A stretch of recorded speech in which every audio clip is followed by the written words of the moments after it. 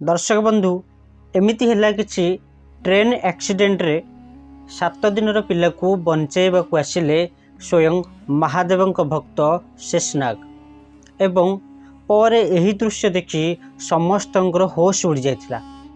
कथारे अछि महादेवंक हाथ जहा उपरे रही थाए मृत्युर देवता मध्य जमराज भी किछि करि पारंतिनी। ठीक एमिति एक घटना होइछि बिहार रो दरभंगा रेलवे स्टेशन रे देखा मिलता। महादेव सही न पारी 7 दिनर शिशुपुत्र को बंचाइबा को आसीथिले शेषनाग रूप में। दर्शक बंधु संपूर्ण विषयटी को जानवा पूर्व हर हर महादेव कमेंट रे लिखि आम चैनल को सब्सक्राइब कर दिंतु एवं वीडियोटी जदि भल लागिबो लाइक कर दिंतु। विषयटी होइछि पाखापाखि संध्या 6टा हेबो।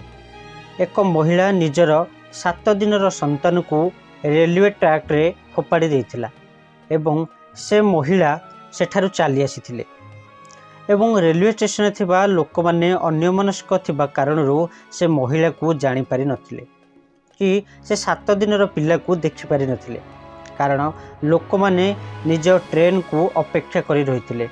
तेणु केतेबेले से महिला से 7 दिनर शिशुपुत्र को छाड़ी दे चली जाइतिला ताहा केही भी देखि पारि नथिले। सही समय रे एक ट्रेन आसीबार समय हो जाइतिला। प्लाटफॉर्म रे अनाउंस मध्य हो सारिथिला। लोक माने जेझा ट्रेन को अपेक्षा रहिथिले। सेतेबेले जणे लोकर नजर रे से पिलाटी एवं नागदेवता ऊपर पड़िला। लोक माने सेठू धाई आसिले एवं जहा देखिले सेमानंक हाथ मुंड काम करलानी। देखिले जे ट्रैक रे एक शिशुपुत्रटी कांदुची एवं जगी रहिछंती नागदेवता।